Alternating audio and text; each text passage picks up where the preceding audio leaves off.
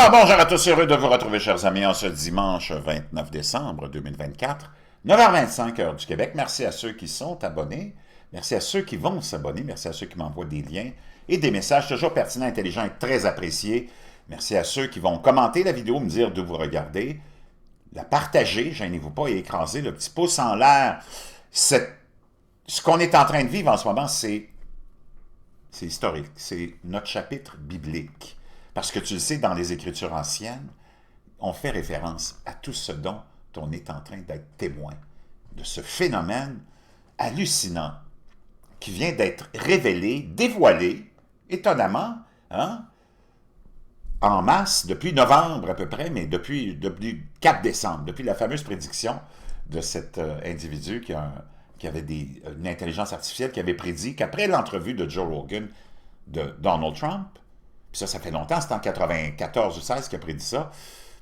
30 quelques jours après, ça donnait le 4 décembre, on assisterait à la révélation, soit du projet Bluebeam, ça dépend en quoi tu crois, ou de l'invasion extraterrestre qu'il disait à l'époque.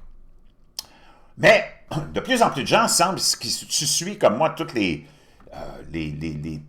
éminents chercheurs et, comment dire, scientifiques et même d'autres qui s'occupent et qui se préoccupent de la question phénomène ovni ou extraterrestre, semblent tous maintenant, comme Tucker Carlson, arriver à la conclusion que ce n'est pas un phénomène qui vient de l'extérieur de notre système solaire, ou même l'extérieur de notre planète.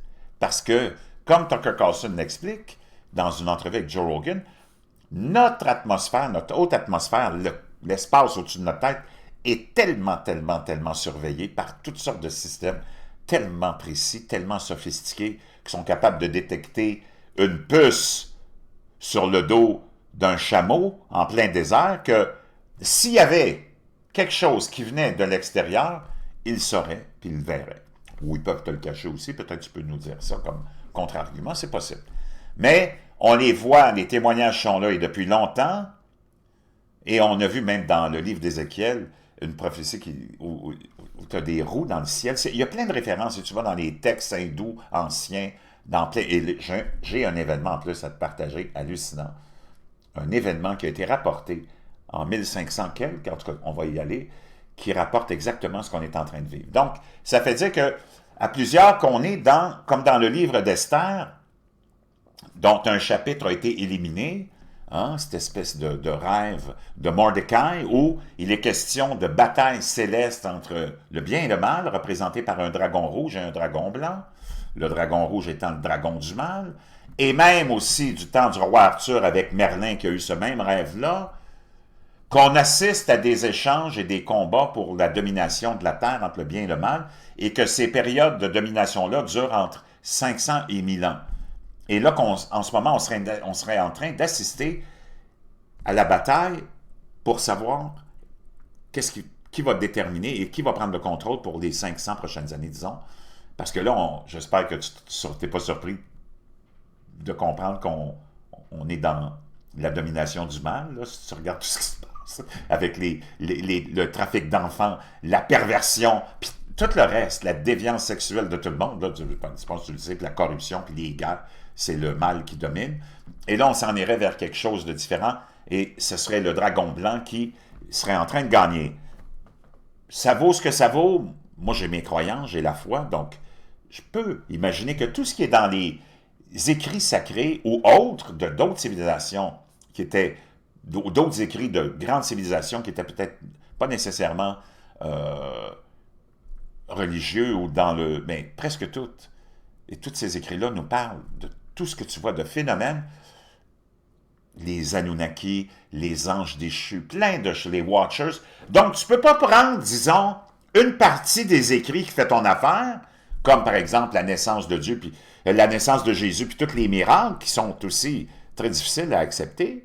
Tu ne peux pas prendre ça puis rejeter tout le reste en disant c'est des légendes ou... Non, c'est que le tout est un tout. OK? Ceci étant dit, on s'en va. Donc, juste pour conclure, c'est que tout ce phénomène-là, ça serait de l'intérieur de la Terre. Ça a toujours été là, comme dans les écrits, et c'est des entités, des anges qui se manifestent. ça vient de l'eau, ça vient de la terre. Tout le monde, là, les témoins décrivent que ça sort de l'eau, des engins, tout ça. Ils peuvent prendre la forme qu'ils veulent, mais c'est vraiment très intéressant. On va aller tout de suite dans l'histoire que je voulais te partager, qui est l'événement de 1561 au-dessus de Nuremberg, le phénomène céleste. Puis si tu regardes l'image, là, c'est comme toutes des boules rondes, un peu comme les... Eh oui, les orbes qu'on est en train de voir, mais maintenant, on te le cache, on t'en parle plus. On te parle juste des drones, les drones, les drones, les drones, les drones. Puis là, tout de suite, les médias ont associé les ovnis aux drones. Non, c'est quoi cette affaire-là? Je vais te montrer plein de nouvelles vidéos. C'est dans le monde entier, là, ça se répand de plus en plus. Ces apparitions d'orbes. Et tous ces gens-là, ces éminentes sommités que j'écoute et que tu écoutes sûrement, parlent de ces orbes comme étant là depuis très longtemps, mais on nous a caché ça. Et au début, et on va retourner voir ça tout à l'heure, on nous montrait les orbes, mais là, après ça, c'est fini, on n'en parle plus. Déjà, on a commencé à se calmer au niveau des médias, on parle moins des drones, tu as vu? Ils ont mis l'accent là-dessus, puis là, finalement, comme tous les gens éveillés se sont mis à plutôt mettre l'accent sur les orbes, puis essayer de vouloir comprendre, puis nous expliquer c'est quoi, les autorités maintenant, motus et bouche cousue. Bon, un journal d'avril de 1561 de Hans Glasser décrit une observation massive de phénomènes célestes ou d'objets volants non identifiés au-dessus de Nuremberg, alors une ville impériale libre du Saint-Empire romain germanique. Les ufologues ont émis l'hypothèse que ces phénomènes pourraient avoir été des vaisseaux spatiaux extraterrestres. Les sceptiques affirment que le phénomène aurait probablement été un autre phénomène atmosphérique, comme un chien solaire, bien que l'impression ne corresponde pas à la description classique habituelle des phénomènes des chiens solaires. Donc, ça n'a rien à voir, là. C'est complètement... ça n'a rien à voir. Là. Ça, c'est le fameux double soleil. C'est vraiment pas ça à quoi on assiste. C'est du n'importe quoi. Donc, tu vois... On te dit qu'il y a eu quelque chose qui s'est passé. Un article de presse publié en avril 1561 décrit une observation massive de phénomènes célestes. Le journal illustré d'une gravure sur bois et d'un texte de Hans Glasser mesurant 26,2 cm nous explique très bien ce que c'est cette observation-là qu'on a eue ici, c'est celle-là. Donc, vraiment, wow! Le 14 avril 1561, au lever du jour, entre 4h et 5h du matin, une terrible apparition se produisit sur le soleil, et elle fut observée à Nuremberg, dans la ville, devant les portes, et dans la campagne par de nombreux hommes et femmes. Au milieu du soleil apparurent d'abord deux arcs de cercle rouge, sang, tout comme la lune dans son dernier quartier, et dans le soleil au-dessus et en dessous, et de chaque côté de couleur sang se tenait une boule ronde de couleur ferreuse, en partie terne et en partie noire. De même, de chaque côté, bon, on décrit tout ça, bon, peu importe, là, je vous laisserai, là, si vous voulez, le lien de Wikipédia là-dessus. Donc, voyez-vous, même phénomène, il y a à peu près 500, plus de 500 ans. Donc, on assiste à ça. On est en train de revivre peut-être, et c'est là où on est en pleine campagne. Tu as vu, l'année 2024, on a eu ces tempêtes solaires gigantesques qui nous ont donné des aurores boréales jusqu'au Québec. On a eu l'éclipse solaire totale. On a eu plein d'événements. 60 élections. Tu as un gros combat là, de pouvoir qui se fait. Et plein de choses tellement horribles qui se produisent.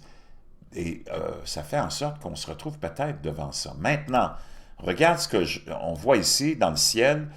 Tout ce qui est filmé, ça a été filmé le 24 décembre.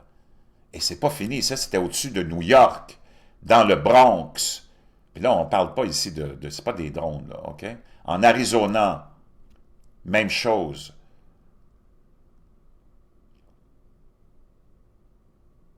Et là, tu le vois ici, ça, c'est des orbes. Et là, tu le vois ici, il y a vraiment soit un avion ou un drone ou un hélicoptère qui s'approche de ce phénomène-là. Mais moi, je pense plus à un hélicoptère. T'en as un autre ici, là. Ça ressemble plus à un hélicoptère ou peut-être un drone qui vient essayer de comprendre ce qu'est ce phénomène. Parce qu'il va revenir. Donc, tout ça mis ensemble, Ça, c'est le 25 décembre que ça a été filmé. C'est pas des nuages, c'est pas la Lune, c'est pas quoi que ce soit d'autre. On fait face à un phénomène qu'on est incapable d'expliquer. Ça a été vu aussi au-dessus de la mer. Il y en a plein, là. C'est plein, plein, plein, plein, plein. Je vais te laisser le lien. C'est complètement hallucinant. Donc, est-ce que tout ça a un lien avec le passé, avec les événements du passé? Est-ce que c'est récurrent? Ça semble être le cas. On s'en va voir ici. Ça, je l'aime bien celle-là parce que elle est très, très claire et tu vois très, très bien qu'on a affaire à quelque chose qui sort vraiment de l'ordinaire, là. Ça, c'est filmé par quelqu'un de bien ordinaire. Et on se retrouve, ici, on se retrouve avec ABC qui filme la même chose, mais là, on ne veut plus d'en parler de ça, de ces orbes étranges qui ont semé la confusion. Municipalities are now asking people to reach out and send their videos to them or to experts who might be able to sort out what they're seeing in the skies. But I guarantee there are so many people looking up and making those recordings because this mystery is one that needs to be solved.